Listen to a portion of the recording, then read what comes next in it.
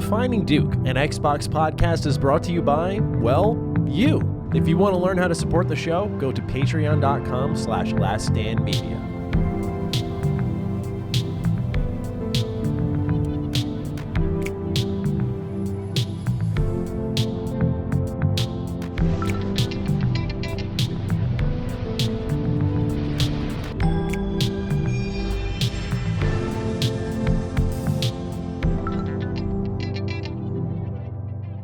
Salutations, everybody. It is Matty here today, and welcome to episode 90 of Defining Duke Ultimate, a Defining Duke supplement. Today, we're talking about a topic that we just have scarcely gone over the top of. We've never, ever really gone deep into this one, the CMA and Microsoft, a rare topic indeed. Cog's not with us, but I'm joined by YouTube's best lawyer, Hoeg Law. Hoeg, very generous how are you of doing, you. My friend? I like the phraseology of supplement because it makes me think like DDU is getting swole. Like Yes. you're using Ultimate to really get it just muscle bound. And then that makes me think of COG as well. Yes. So. How are you, my friend? I'm good. The internet is a fascinating place that I continue to explore like an anthropologist in the jungles. But I'm happy to be here, happy to talking about non-controversial things like the console war. Let's talk about Microsoft and Sony and them being very public. Yes. About their arguments in a way that I did not. Yeah. Even though I talked about this deal in 35 separate videos so far, I did not anticipate Sony and Microsoft to start doing this. So that's very interesting from my perspective. 100%. Yeah, the public mudslinging has gone on long enough where we've been overdue for a deep legal focused dive on what's happening here, primarily between the CMA, Microsoft, and Sony. This is where I think things have really picked up because the deal was approved in Brazil, as we all know. Mm-hmm. Brazil had a statement and angle where they were more so focused on protecting the consumer and said they're not interested in protecting effectively Sony, in a short way of putting it. But now things have really heated up where we're seeing mom and dad fight quite a bit. So I brought Hoeg in here to talk about all things Microsoft CMA. What I want to do before we begin in earnest, and I dish it to Hoeg where he can really take the reins for this episode, is I want to just give everyone the backstory, because there is a lot. There's been tons of headlines. I've seen some websites recycling the same headlines and other outlets reposting it, thinking it's brand new information when it's been the same 1, 2, 3 back and forth for the last week or so, at least at the time of recording this Monday, October 17th. So that is subject to change, but I digress. Let's just go over it. I'm going to read my blip here that was in last week's Defining Duke episode. Then we're going to go over Microsoft's response and then the latest here from the CMA in response to Microsoft's reply. So starting off, the Competition and Markets Authority, the CMA, has shown great concern in regards to the Xbox-Activision merger after saying they sifted through 1,000 internal documents in just the first phase alone. For starters, they have shown fear that the deal will harm PlayStation specifically and other multi-game subscription offerings, as there is the potential for Microsoft to withhold Activision content. Specifically, they cite that if Call of Duty were to shift into any potential exclusivity on Xbox, that it would create what they call a network effect, meaning a console with a lot of gamers will attract more content and in turn, more gamers. They used Bethesda as an example, where games like Starfield and Redfall were confirmed to be exclusive to the Xbox ecosystem following the completion of that merger. The CMA believes this is what will occur with Activision Blizzard properties as well. Core to that belief is a long-term plan they think that Microsoft has, where the exclusivity of Call of Duty may not begin until the next generation of consoles. That said, they are of the mindset that there will be a more immediate impact with separate Activision Blizzard titles. At the heart of the CMA's concerns are none other than subscriptions, where they say that after the merger, quote, Microsoft would gain control of this important input and could use it to harm the competitiveness of its rivals, end quote. The CMA also believes that when Activision Blizzard is in the fold, Xbox will have an unparalleled advantage over the other cloud streaming services. They could even go to the length of suggesting that they could, quote, foreclose rivals in cloud gaming services, end quote. They then go on to say, quote, Microsoft will be able to host games on its servers on preferential terms and reach gamers throughout the world without having to pay a fee to third-party cloud platforms, end quote. It's a distinct possibility that PlayStation's deal with Call of Duty generates far more revenue than we're aware. The CMA has claimed that after reviewing the, quote, substantial evidence, end quote, that Call of Duty is important enough to make a, quote, material difference to the success of the rivals gaming platform, end quote. So that's what was initially said here. What I want to do is now just hop over to Microsoft's response here, and then I want to dish it to you, Hoeg, before we get into the next step of this play. Isn't legalese fun? Yes, it really is. It's interesting. I'm listening to you read these things, and I read these things all the time in contracts all the time. And it's like, oh, there's so much kind of circling language. It's just the way these things are. Yeah, it really is true. All right, so what Microsoft says is the following bullet points. Sony PlayStation has been the largest console platform for over 20 years with an installed base of over 150 million consoles, making it larger than Nintendo and more than double the size of Xbox. Sony engages in conduct today which is reflective of its market power in console gaming, including increasing prices of its consoles without the fear of losing market share.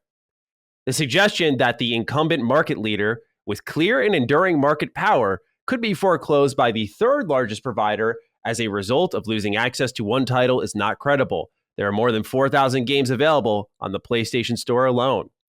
The evidence shows that the number of PlayStation's monthly active users playing Call of Duty is not sufficiently material. Even with all of those games, a highly improbable outcome from a hypothetical foreclosure strategy, the PlayStation gamer base would remain significantly larger than Xbox is today.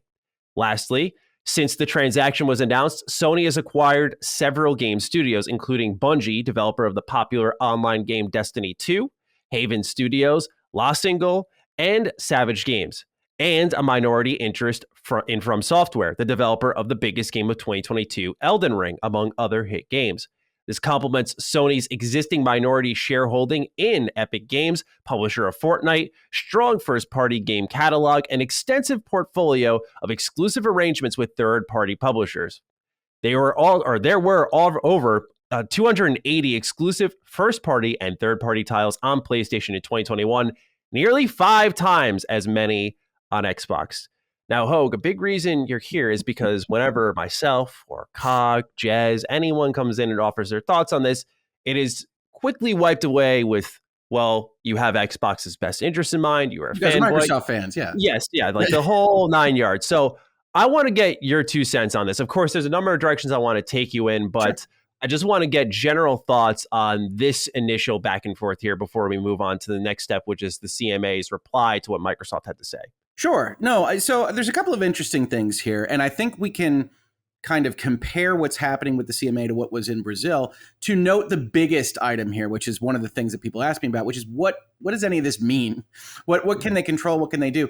It's very important to note that the CMA is the United Kingdom's regulator, right? That when we talk about CADE, we're talking about Brazil. When we talk about the FTC, we're talking about the US. When we talk about the European Commission, we're talking about the European Union. Here, we're talking specifically about the United Kingdom. And each of these jurisdictions is going to have a different flavor of what they're looking at.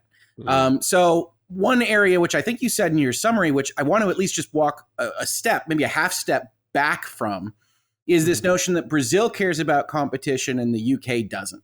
Right, we can look at that at the realpolitik kind of situation as to whether or not their reasoning is sound. But at an overall level, the UK and the CMA are still evaluating this transaction on the premise that they are trying to defend competition. Reasonable minds can differ on this stuff, right? I famously say that all the time across the internet.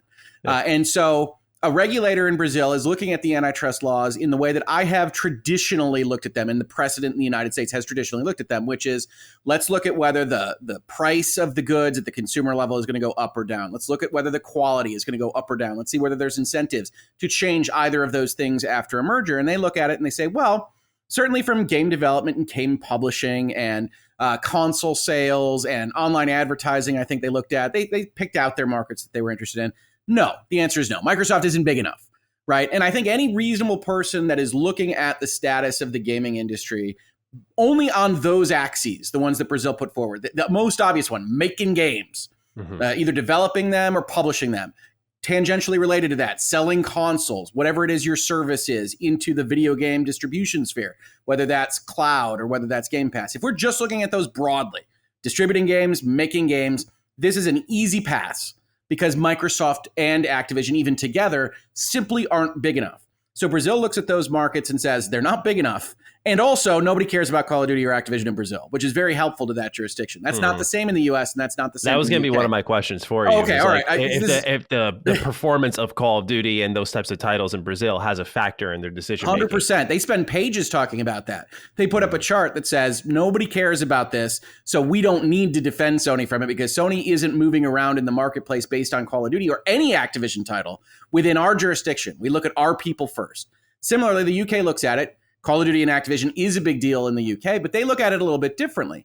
They say, well, okay, there probably isn't a problem in game development and publishing. There probably isn't a problem in console sales, though that's a little bit closer for the CMA. But what if we look at this market differently? And as I've said in my space all the time, when you're looking at monopoly or antitrust or any of these kinds of rulings, setting the market definition is 98% of the case, right? So the CMA looks at this and says, what about the market for the distribution of games through subscription service multi-game revenue streams? And they say, well, Game Pass is pretty darn big.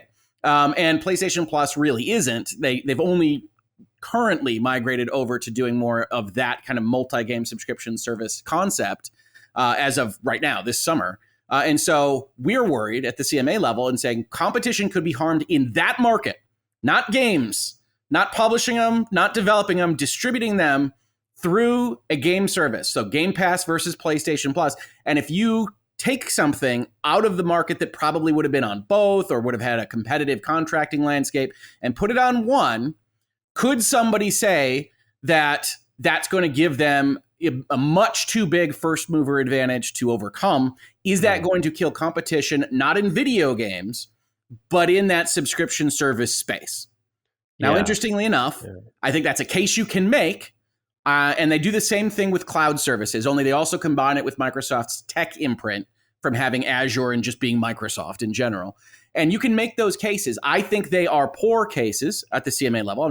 I'm me opining now at this point, because I don't view those as substitutes to any other model of distribution of games, or I don't view them as non-substitutes for any of those distribution of games. Meaning, if I'm going to decide to play Plague Tale Requiem, I have the option of thinking about getting it on Game Pass or buying it outright or playing it on my PC or figuring out any other way to get it. And those are all alternatives, which makes it, in general, again, from precedent of antitrust, that makes it one market. And if it's one market, then we don't divide it that way and start talking about it like it's something separate to monopolize. And interestingly enough, if you go and you look at the Brazil answers that Sony gave, which are the only public answers we have to these regulatory things, you see Sony actually discount the separation of those markets. They say, no, subscription service is the same as what they call buy-to-play now. Buy-to-play games is the same as cloud, and these are all kind of the same thing. They're all competitive with each other.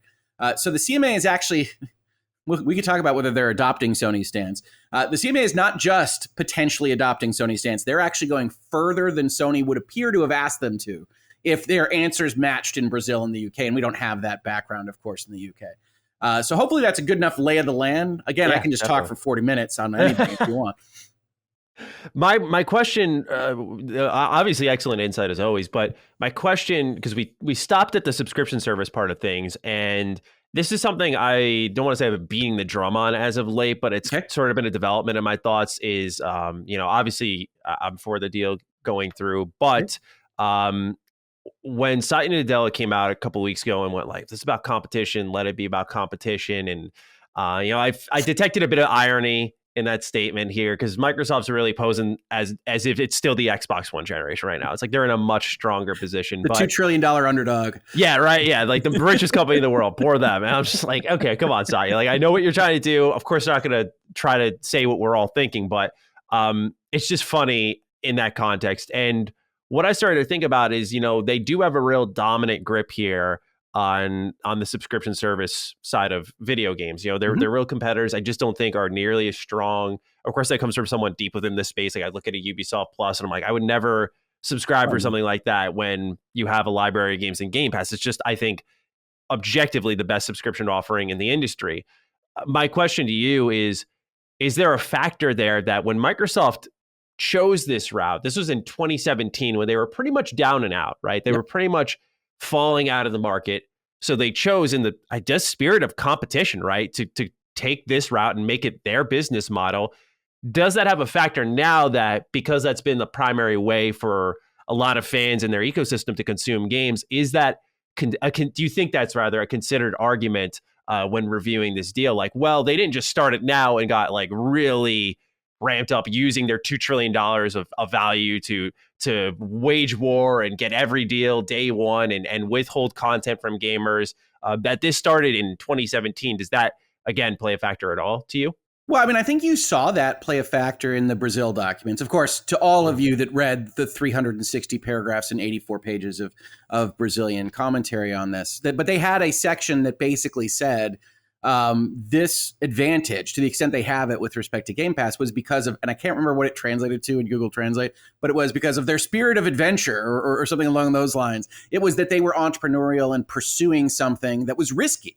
Right? Mm-hmm. As a competitive authority, you want to encourage folks to invest in risky things because that's how growth happens. That's how new things come into consumers' hands. And so Brazil looked at that and said, yeah, they deserve credit for that and they deserve the advantage that they've earned. I think one of the things that we'll all continue to discover, me a little bit maybe more so than some because I've been at this for a while, is that a lot of the times when you're looking at these kinds of documents, to some extent, the language within the documents is justifying whatever the end result is that the regulators kind of want to get to. So Brazil's in favor of the deal going forward. You get all this stuff about Sony doesn't matter. We protect competition, not competitors. Nobody cares about Call of Duty. It was their spirit of adventure, et cetera, et cetera. And if the CMA or the FTC or the EC or all three of them decide that they want to block the deal and ask for concessions or potentially just try to block it outright, you'll see kind of the opposite angle of that. Oh, these markets are separate. Microsoft is a big, scary tech behemoth. Many things that you can try to frame in the direction of this is a reason to be scared about this thing. And also that this is a reason to be scared about this thing going forward into the future, but you kind of have to read into it in order to really try to block this deal, versus Brazil basically going and say, there's no problems now. And we don't really care. We can't guess what cloud is going to be. We can't guess what subscription services are going to be. So we're going to allow it. And that's kind of the situation. And that's the situation as I described it back in January, which is if a regulator is politically motivated to move against this deal, they're going to focus on Game Pass. They're going to focus on cloud. And they're going to try to fit that into that particular box. And where you come out on that is basically a big time political question as much as anything else. There's a lot of gray area within the land of antitrust regulation.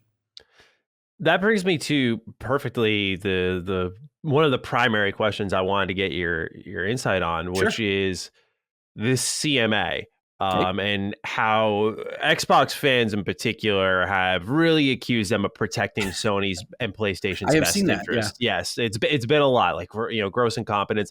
In a lot of ways, I would agree.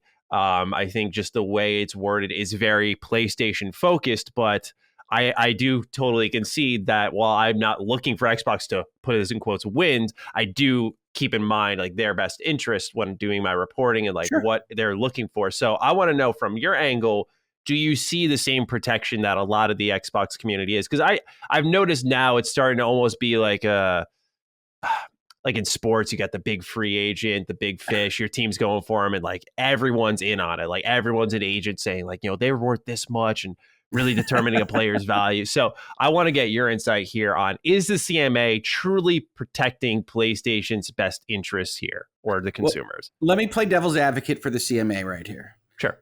So it's a near $70 billion deal. This is phase one. Microsoft is fighting against this phase two sending much more vociferously than I would have anticipated. And I think that's coming because Sony is being so public about what their interests are. But in general, you asked me at the start of this entire deal, hey, a bunch of regulators have a heightened level of scrutiny that they're going to look at these things. They call them phase two. They call it second look, whatever they call it in their jurisdiction.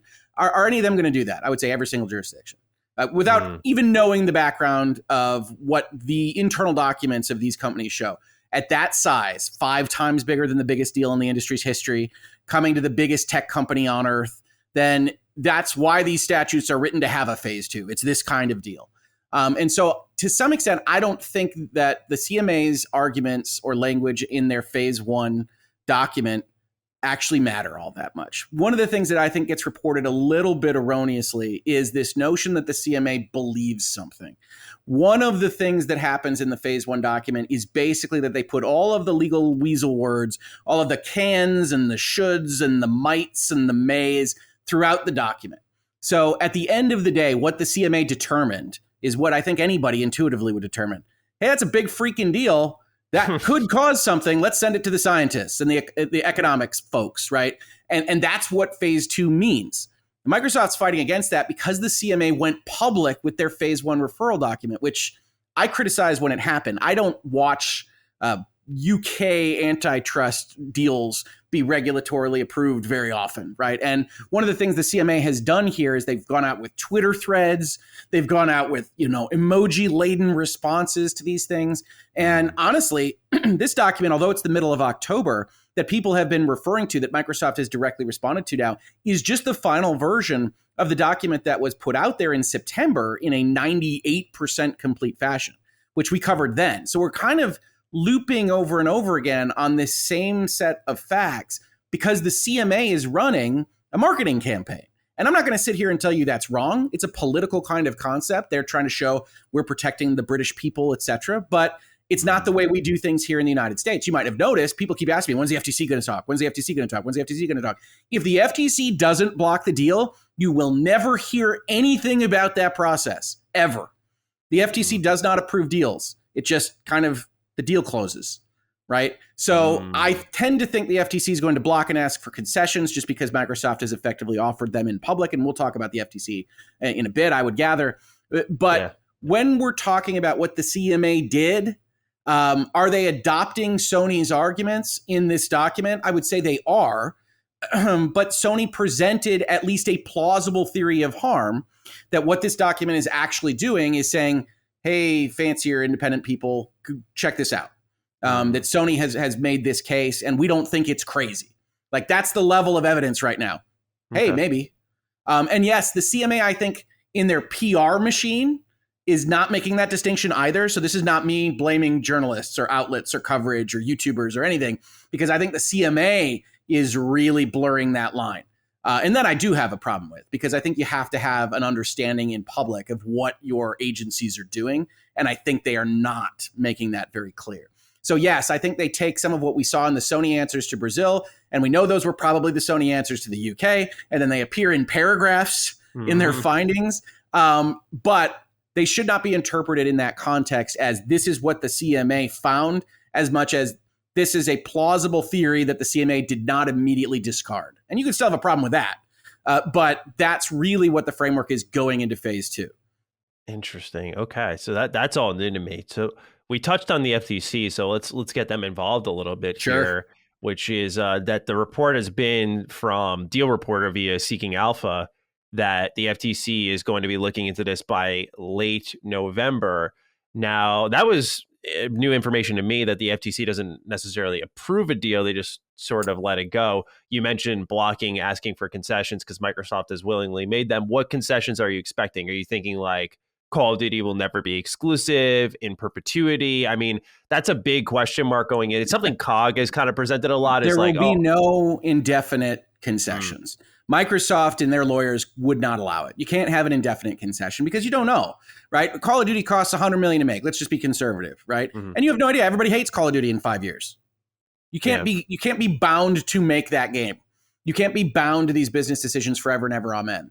And so you might be negotiating the amount of years or what that looks like, but everything would have a timer. And what I mean by Microsoft has agreed in public to concessions, you've kind of seen them go through what they are willing to agree to kind of month by month. So they start out by saying, we want Call of Duty to be on PlayStation, right? That's those phone calls, those text messages from Phil Spencer and things like that. Slides into your DMs, says, we want Call of Duty to be on PlayStation. So you know Microsoft, even though at the same time they say we don't think that should require a consent decree, which is the legal term for essentially a settlement between the FTC and Microsoft, we don't think that should be required. Well, you know, the Sonys of the world say, well, we want that on paper.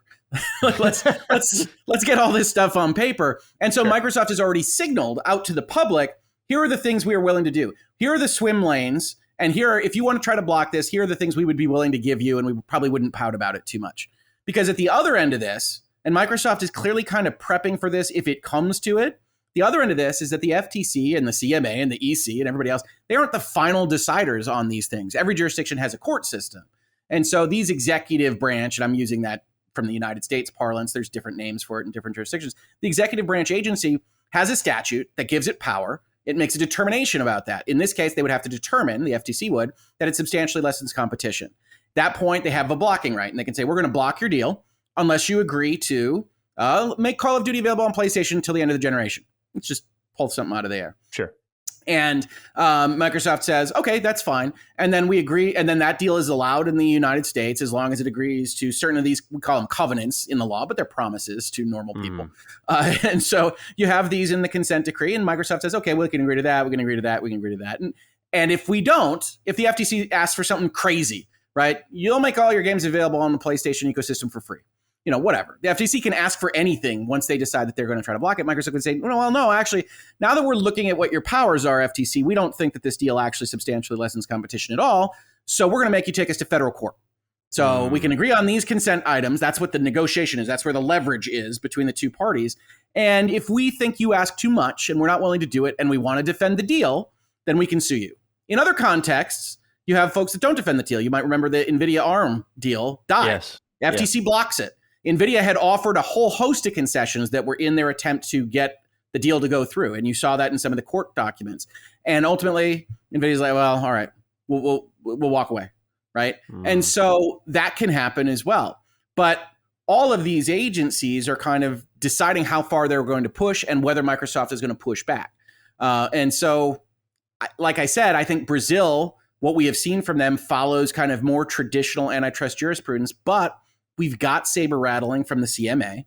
We've got saber rattling from the FTC that was looking at least as leaked, a whole host of weird things like monopsony power in the developer labor market, which I don't think would have ever held water.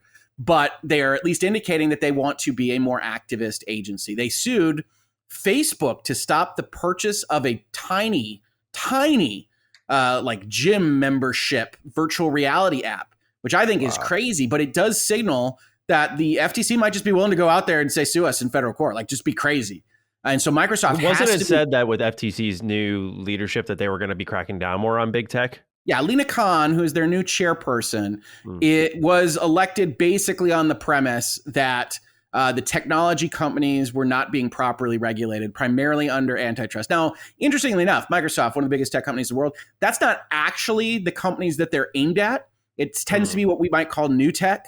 Your Facebooks of the world, really focused on Amazon, these kinds of things that have those kinds of presences more than Microsoft. But what she's got in front of her is a deal that has Microsoft on the top line, $70 billion of spend, and some people focused on it, right? It's a rock star kind of industry. Unlike, Facebook buying Within, which doesn't really kind of move the needle on anything. Microsoft-Activision, if you move against it, you're going to have some press. Right. And it might get vicious. And so you're making these determinations on, I'm sorry to say, folks, it's, I'm a lawyer, but there's politics involved in these things. These are political appointees and deciding exactly what kind of pressure you want to put on it.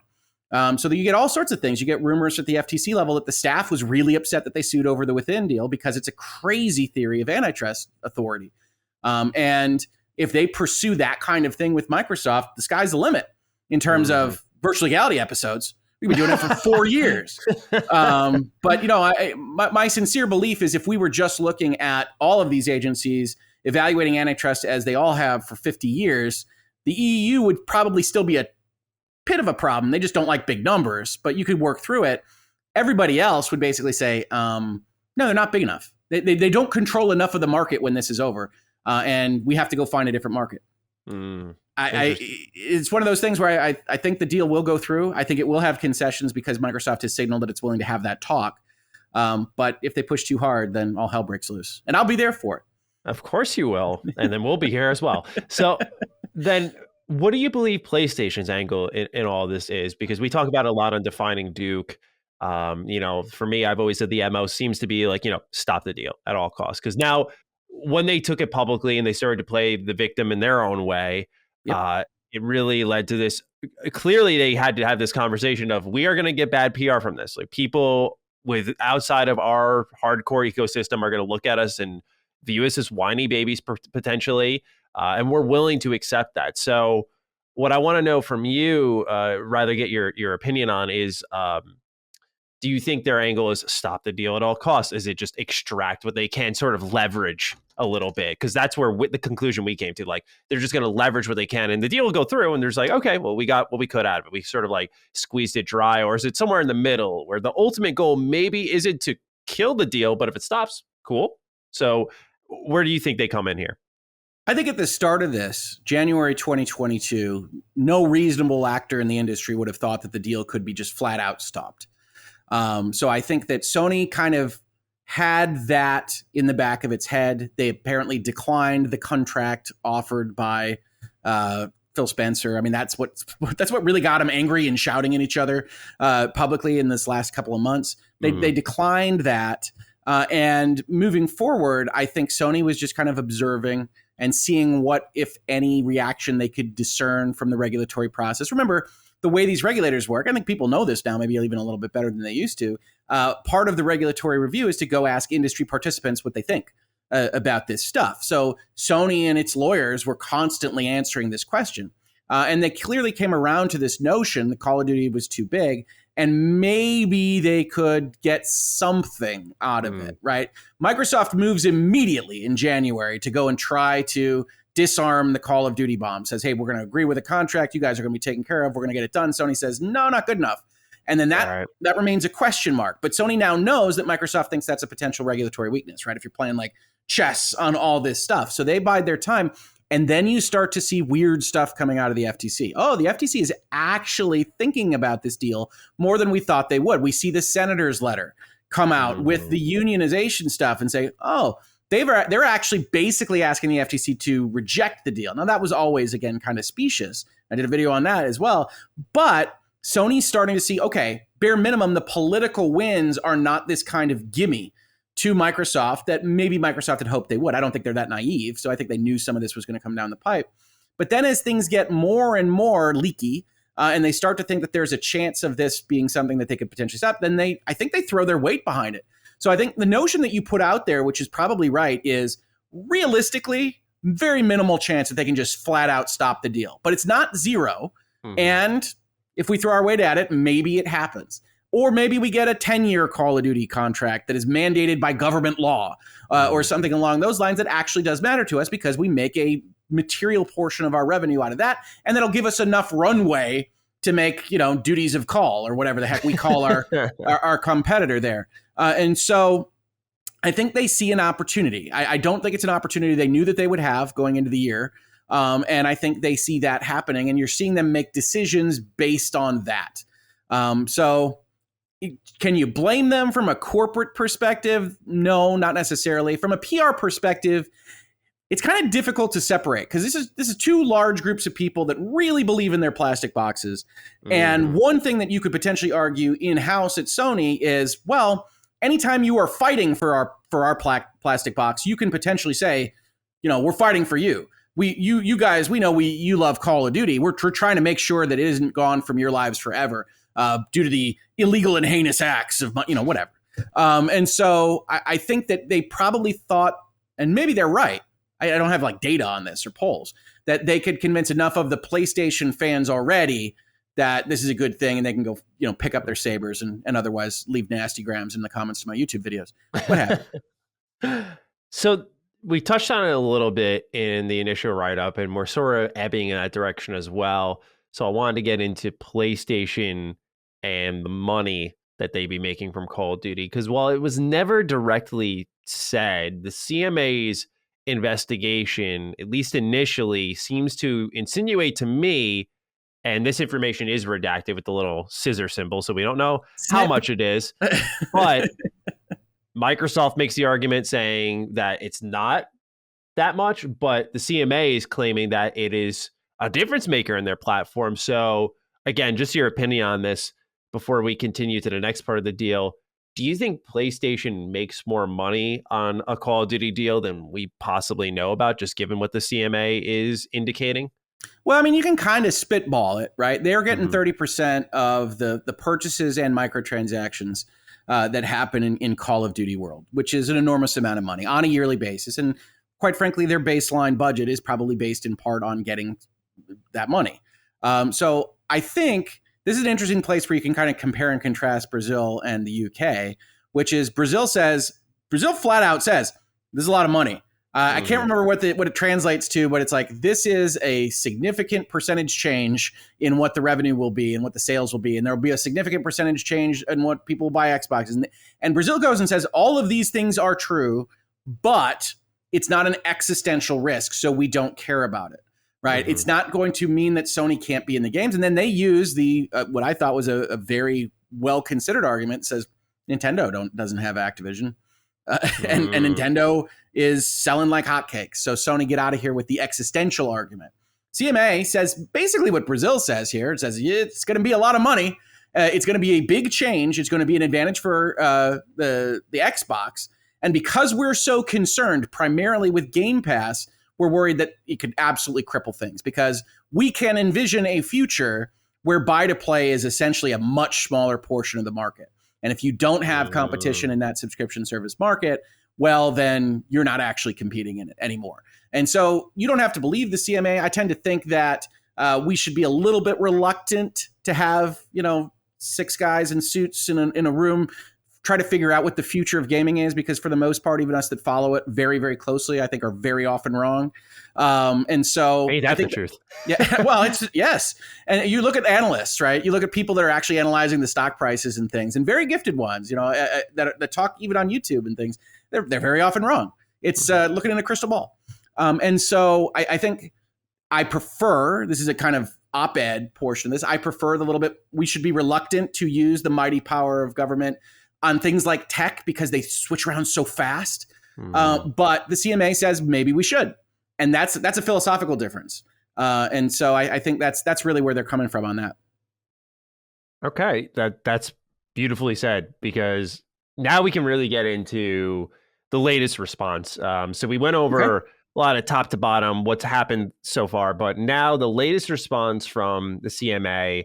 I have an article here over at gamesindustry.biz, so I'm just going to read it verbatim. It's only a couple paragraphs. Sure, hit me. And then, as always, dish it your way. I haven't seen this one. This is cool. Okay, cool. Perfect. So it says, the UK's Competition and Markets Authority today released an issue statement laying out a number of concerns with the proposed Microsoft acquisition of Activision Blizzard and dismissing several of Xbox makers' key arguments. The first question it tackled was whether or not the acquisition would result in Xbox making Call of Duty exclusive, foreclosing by CMA terminology, something Microsoft has said it has no intention of doing, but is only committing to keeping on PlayStation for several years. Quote, financial modeling of the merger suggests that the merged entity's incentive to foreclose Sony may be considerably stronger than suggested by the parties, end quote, the CMA determined. That's quote, true. Microsoft's past business practices suggest that it may be willing to make losses in the short term in order to build scale and increase its user base, end quote. It continued, noting that Microsoft has previously acquired multi-platform publishers and made their games exclusive. It also dismissed arguments that Microsoft would keep Call of Duty multi-platform simply to avoid public backlash, saying, quote, it did not identify any persuasive evidence that Microsoft would be deterred from engaging in a total or partial foreclosure strategies by the prospect of reputational damage to Xbox or Call of Duty, end quote. Also given how an exclusive Call of Duty could shape consumer decisions around which console to buy, the CMA determined that it would impact Sony's ability to compete with Microsoft, which, quote, would have a detrimental impact on overall competition in the market and ultimately harm consumers, end quote. Probably not true. So we got 2 truths and a lie, folks, if you like that game. All right. And the last paragraph here is, while the CMA said it was examining the impact of the acquisition that it might have on competition more generally, Sony's clear status as Microsoft's closest rival is, quote, a highly concentrated console market, end quote, deserved specific consideration. While it acknowledged Nintendo's role in the market, which you were just talking about, it noted the company offered, quote, differentiated, end quote, hardware with more family-friendly software. Parties who want to weigh in on the issue statement have until October 28th to respond to the CMA in writing. So Should I send in a letter? ticking. Do they want to hear from somebody in Michigan? I'll send in a brief. So, of course, you said that's the first time that you heard that. Do you want me is. to link this article to you so you have it in front of you? You can send it, but I got it in my head. General thoughts? Yeah. So what's interesting about that is I think this deal should go through, right? I've talked about that. I think it could go through with concessions. I don't think Microsoft would mind that. But I will say this, right? I've read through Microsoft's response. I might do a video on it this week because we finally got like the full set of paragraphs out there in the wild, which I didn't receive otherwise. But Microsoft is also a political actor, right? And they are careful in what they say, even in their responses. And so one of the things that I've kind of called them to task for a little bit is that they have a tendency to take like the most random of quotes from folks like you and me, to be honest with you, right? And say, well, this is how the market's going to work. And this is what they did that with Tom Warren's Twitter account, right? I saw that. Yeah. That just in case people didn't see this at the end of the first page of their response to the CMA. Let's see if I can put my Microsoft voice on. Indeed, industry commentators have noted that the referral decision is written like they want to protect Sony's number one position in gaming, while claiming there isn't much competition to Call of Duty, ! It's like, okay, all right. And so we can be fans of Microsoft. We can be fans of Sony. We can be fans of Nintendo. We can still, this is actually what true fandom means, in my opinion. We can still look at what they say and say, come on, bro. You gotta be critical of what you love. You can't use Tom Warren at The Verge any more than you can use a virtual legality episode, Satya. And so you see these kinds of things. And Microsoft says, well, what incentive could we possibly have to foreclose in these kinds of things? And the CMA rightly calls it out and says, yo, guys, not only have you done that from the last major multi-platform publisher that you did, but we've got internal documentation that suggests that you've already kind of wargamed what a foreclosure looks like. So could you perhaps not treat us like we're idiots? I mean, like that's what's happening here. And Microsoft says, hey, and that's not really anything against them, because I think that I said it was two truths and a lie. The lie is the most important part. The CMA has to make those claims. It says Microsoft could foreclose. Yep, I agree, CMA. Microsoft could have incentive to foreclose. I agree, CMA. By the way, that's what Brazil found, is that they will have a strong incentive to foreclose and a stronger one than Microsoft is admitting. And remember, Brazil agrees with the deal, allows it without any kind of concessions. But they say they disagree with that last statement that the CMA made, which says, okay, even if they do that, Sony isn't completely out of the wild, and they're going to have every incentive to compete with Xbox at a foundational level. This is what we want. We want the plastic boxes to be spending money and hurting each other, right? The CMA originally put out in their Twitter thread, and I complained about this on my Twitter thread, that we need to protect competitors. We think it'll harm competitors. And it's like, I hate to tell you what the definition of competition is, CMA, but competition is beating your competitor about the head and face. And so you don't want to like cut off their knees and violate the rules and things like that. But that's not what's happening here. And that's where that philosophical argument comes in. So yes, I agree. They are right to call out Microsoft, who stretches too far and says, what possible reason could we have to keep Call of Duty on our system or just our service? Okay. Yep. Sure. But not that even doing that kills competition in the gaming industry. So that's where you're going to have your fight. And Microsoft, in my opinion, like, look, as I say to people on my channel, you get 4 lawyers in a room, you're going to get 6 opinions. So you're going to have a lot of different thoughts on this. In my opinion, Microsoft is stretching a little bit too far in some of these, not necessarily for the CMA, but for the people that report on this stuff. Right? You don't send a paragraph with Tom Warren of The Verge's Twitter account to convince the regulator in the UK about anything. Yeah. And so Microsoft is taking a very interesting tact, and that's not one that I can actually say I have seen from them before. I think it's driven by Sony being much more public than they had anticipated, much more public than I had anticipated. Because as you know, for the most part, these game companies have acted in kind of kumbaya fashion, right? Because the way an industry works is that we grow the whole pie. I can still remember, right, all of the leaders of Nintendo and Sony and Microsoft at whatever it was, the Game Awards. You say, we're all in gaming. Yeah. Gaming's great. We expand the pie. And then even if we maintain our 11%, that's a bigger 11%. And sure, you want a bigger portion of the pie, but if we all expand the pie, that's great. Now you got people throwing pie at each other, right? And it's every possibility that maybe there's an issue with growth in the future because you don't have that kind of commonality of belief, and that could actually be a long-term ramification of this kind of fighting. That's in public. one thing I was thinking about, just strictly because right now you think about like the 300 million install base across all these consoles, and gaming is growing, but Yeah. you'd imagine it's a little bit slower, where the CMA and I guess all these regulatory bodies would be wise to look into subscription cloud-based gaming, where Microsoft does have a strong foothold on, and clearly the advantage. Because that's where gaming's going to go. And if gaming is to grow, it'll likely be through those mediums, right? Your smart TV apps, playing Xbox Cloud gaming on your phone, maybe Xbox Game Pass going to other systems, possibly like the Switch. I think that could be something that does play a factor long term that should be analyzed. That's the thing, is it's always tough to talk about this deal in my seat. As I mentioned, there's the fanboyish argument that always comes our way, but there's also, when you start to talk like this, it's like, what are you against them? It's like, it's just you want to be fair to the whole situation, right? Like my goal is always to get an equal number of Sony pony comments and Xbox comments, so we'll try to see if we can achieve that. No, I think you have to analyze those things, and honestly, I come down on Microsoft's side on that question. Because if you have a different distribution method, you should be including all the ones that are substitutes. And it's clear that going and purchasing a license to a game is a substitute for going and getting a Game Pass subscription service subscription. So to me, I think that's why the CMA's argument ultimately falters on these separated markets. And I think Sony, you put a gun to their head, they would agree on that. Because they want to be in this business as well. They don't want to have a separate market for these things, or to consider it that way. But it's a very interesting time. I know people, they sometimes comes out and say, how many more videos you got on this? I'm like, I don't have any idea how many more news items are just going to be wild. And you don't have to agree with it. You can skip that video if you want. But the corporate transactions attorney in me is like, this is the craziest thing.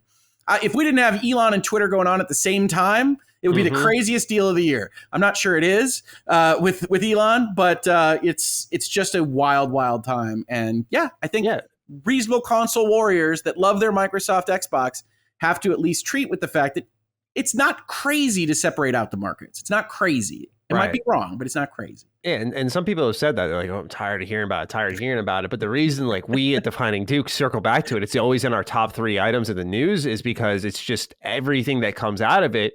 And I get it. Like, we're more industry obsessed. We're more interested in the health and economy of the industry. It's like a big focus here on DDU. Like, we always talk about the health and economy of the industry. Like, just our last episode of DDU, Colin joined me to just talk about the state of games media. Like, we're always analyzing that stuff. So to me, it's like, it's continuously fascinating. Oh, they said this, because you're right with the notion that things have been amicable for so long. Like the days of, Microsoft pulling up and trying to buy Nintendo and them laughing them out of the room, and like, the competition brewing from there. Like, it just felt like, as you said, there's this large pie. Everyone just wants to eat from the pie and grow from the pie.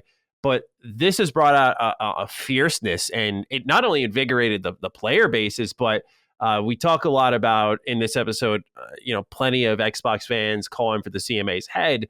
But one thing I noticed was PlayStation has begun to emulate some of the arguments that their own audience has started to put forward with, like the high quality exclusive, the only place both to get sides. It's been very interesting to watch them just take what fans are saying and make it their corporate. They pretty it up a little bit, they dress it up a little bit, but that they're saying what their fans are saying now. In a legal fight, if you really broke down these various statements and documents, you could probably go find a Reddit thread that had like the exact substance of these comments. Like, it's the wildest thing.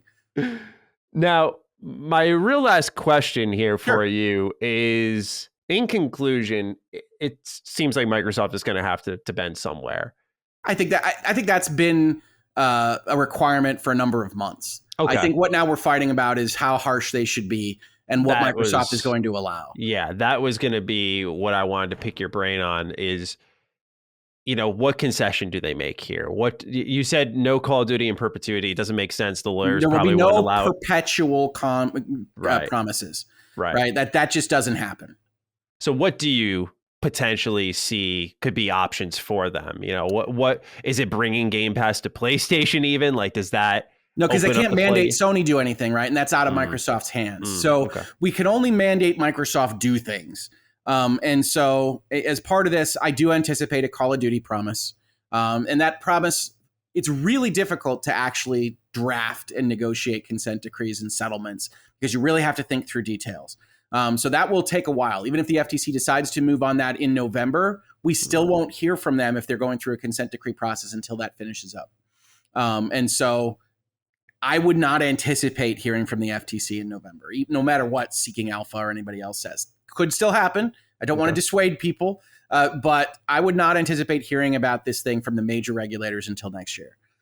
So if the FTC decides to go with that, I would anticipate something like a Call of Duty promise with parity and pricing parity for X number of years. And so what we know is that, at least as Phil Spencer describes it, it was through the current contract, which we think ends in 24 and another 3. So like something like 27. So 5 years from right now. So, you'd be looking to try to get something better than that if you're Sony, and maybe 7 years instead of 5. Who knows? Something along those lines. I do think there's a chance of a Game Pass pricing lock, that you won't increase the Game Pass price for X number of years. You got to be real careful as a regulator to not accidentally screw up the market, right? So generally speaking, regulators are conservative about this because they're not business runners. There aren't actually participants in the industry. But if our big concern, let's say from the CMA, is that you're going to screw around with Game Pass, what we don't want is for you to ice out the competition and then immediately increase your prices, right? Like that's what you're really concerned about as a regulator in a market power situation. So maybe you lock out pricing changes. Maybe you do other things like that. Maybe you talk internally about them subsidizing Game Pass, right? Because that's another concern you might have is, well, Microsoft has a ton of money. They can eat horrible losses on Game Pass for a long period of time. Sure, Square, bring over all your Final Fantasies onto Game Pass and we'll pay you $150 billion. Whatever. And you could conceive of that as a way to cripple that market if you think it's a separate market. And so you could get into the internals, but I will say this. Historically, those aren't the kinds of concessions that you see. Regulators want to stay real 30,000 feet up and say things like, you figure it out, but Call of Duty has to be on the multiple platforms, whatever the successor is, PlayStation, until 2027, 2029, 2030, something like that, that is at least palatable to Microsoft. And those are that's a long period of time in tech, right? As I said, Call of Duty is top of the mountain. Call of Duty is not going to be top of the mountain forever. And so we also have to try to think through those processes because you don't want to cripple the company just in order to get the deal done. But I do see those kinds of things happening. You might also see other things that Microsoft has already conceded to.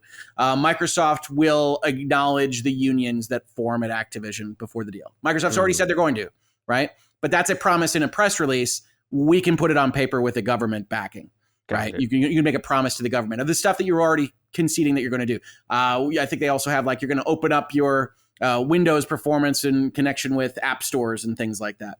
We can mandate in contract terms these kinds of things and maybe ask for a little bit more so that Microsoft says, all right, fine. And then the question, as I said earlier in this video, is if they try to push a little bit too far, does Microsoft flip out and say, you know what, we don't even violate these laws. Let's go. And that's when things really get exciting. Yeah, I was going to say we're nearing the edge of that. I actually did have one more question. I'm sorry. I'm here. I forgot about it, but it's something I personally I wanted to ask just for myself. Yeah. It is in regards to the CMA having the potential to stop the deal if they could do that, but also just it would really be my main question, understanding if there is a power structure here, like is one regulatory body more forceful than another? Like if say the CMA is like, no, but the FTC is like, it's fine. I know you said they don't approve, but if the FTC is going to allow it to go through, does that almost overrule just because one regulatory body is like, no? How does that all work? It gets real tricky, doesn't it? Right. So one of the things that I have told my people, and is the honest truth, it kind of gets lost in the weeds, is there's no such thing as an international law, right? International law is kind of a group hallucination. But when you're a multinational company and you want to sell into all of these various markets, you want to sell Xboxes, you want to sell Game Pass subscriptions in all these markets, you got to try to make sure that the regulators that cover those specific markets are happy. So kind of in order of preference, the FTC is the most important here because these are American companies. And the FTC could actually say, you're just not allowed to buy them. And then that's its own fight. That's big time. If another jurisdiction acts, they can't stop the legal combination of the companies, But they can say, all right, if you don't agree to these concessions and you lose your lawsuit or you decide not to even sue us over it, you can't sell into this market in whatever rules they put forth without penalties. And maybe that winds up in a lawsuit.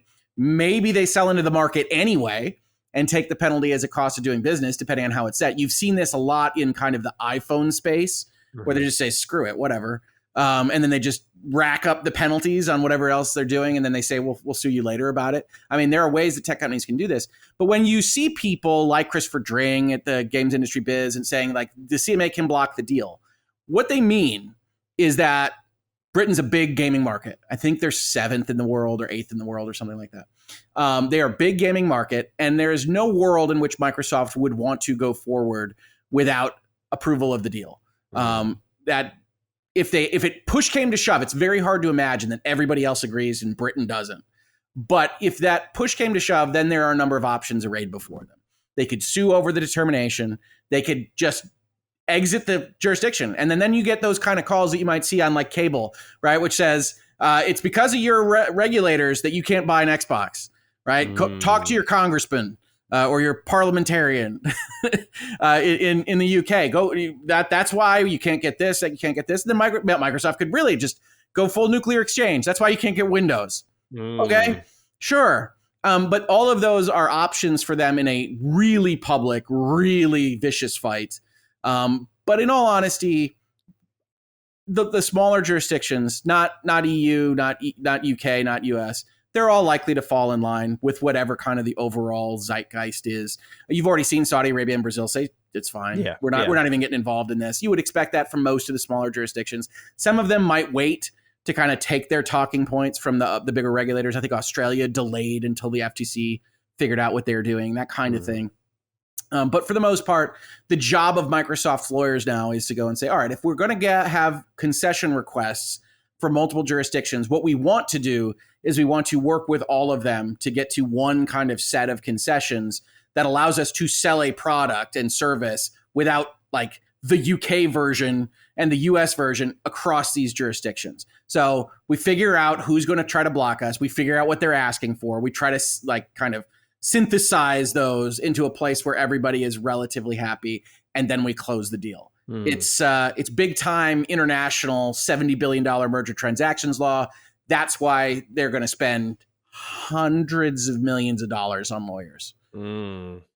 Interesting. Yeah, it's fascinating the way you break it down, because I think the best understanding I got from all of this is it truly is the political game that you spoke of, and antitrust has a lot of politics. That we speculated on this, but you just I'm not saying like your word is gospel and that everyone should run away with it. No. I know you just come in with just opinions and whatnot. Human being here. But yeah, exactly. I don't want to put all the pressure on you, but you offer that very valuable insight where it's affirming to know like, okay, like we were definitely trending in the right direction of what we were interpreting. And it's not, but the reality is like, we're just kind of shooting from the hip on this show. Sometimes It's like, what's our, group of YouTubers and journalists, what's our take on what's happening? Still valuable insight, right? Ostensibly, they're protecting the normal consumer. So like I think that's still a valued opinion and approach.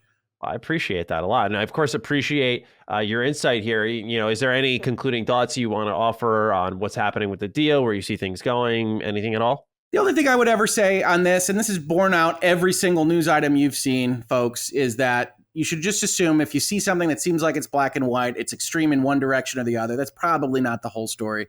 And we're continuing to go step by step by step towards some kind of deal affirmation. Nothing has changed in my predictions on this. We're still trending towards a deal going through just with a consent decree. And I would have told you that was going to happen as soon as Microsoft said, we're happy to promise something on Call of Duty. So we're still kind of right there in the pocket. If there's any unexpected moves, it's that the FTC has shown itself to be more volatile than we were positive they would be. There's a difference between going out with statements that they're going to do these things and then suing Facebook over a deal that never should have been sued on. So there's probably real palatable worry at Microsoft headquarters about just what the FTC is going to do. The other thing I would add, I guess I'll add a second last statement, is that it's always important to remember that these participants in the deal, Microsoft and Activision, know more than we do. They've been talking to the FTC for months, exchanging documents, answering requests, dealing with them. They have a better understanding of what they are looking at. And so you can try to take certain signaling functions out of the fact Microsoft is being real public and real loud. That does suggest to me that there are legitimate concerns happening in the halls of power at various places, and Microsoft is trying to get out in front of them. Very, very interesting concluding note there. Well, Hoeg, as always, you've been fantastic. I'm sure most of the audience is familiar, but if they aren't, where can they find you? Yeah, for this stuff, you're going to find the most stuff that you're interested in at my YouTube channel, Hoeg Law, HOEGLAW, on the show Virtual Legality. And so if you check those out, we've got a whole playlist. One is called Microsoft times Activision. I think we just did the 36th video. I recommend just kind of getting ready for bed and just turning that playlist on and just listening to Microsoft business talk all night. Otherwise, I also do Hangouts and Headlines where we talk about all sorts of stuff, including gaming. We just did Amaranth this morning. And other things that you might be interested in. Check that out on the YouTube channel. Follow me on Twitter. And that's all I got. I'm not on the 600 different social media pipelines. Neither am I. This is my full-time job, so good on us. Ladies and gentlemen, thank you so much for listening. Hoeg, again, thank you. Please check him out at Hoeg Law on YouTube, on Twitter. And with that, we will catch you all next week for episode 91 of Defining Duke Ultimate, a Defining Duke supplement. Take good care of yourselves, and peace out. Defining Duke, an Xbox podcast, is a product and trademark of Last Stand Media and Collins Last Stand LLC, and is recorded from the United States of America. The show is conceived by Matthew Mr. Matty Plays Schroeder and me, Colin Moriarty, and is written and produced by Matthew Schroeder. Matty's co-host is Barry Lord Cognito Eversley. Defining Duke's executive producer is Dustin Furman, and the show is edited by associate producer Ben Smith. All of Last Stand's theme music is by Ramon Narvaez. As you know, all of Last Stand Media's shows, including Defining Duke, are fan-funded on Patreon at patreon.com/laststandmedia. The following names are at the producer support level on Patreon, and we're thankful for your kindness and generosity.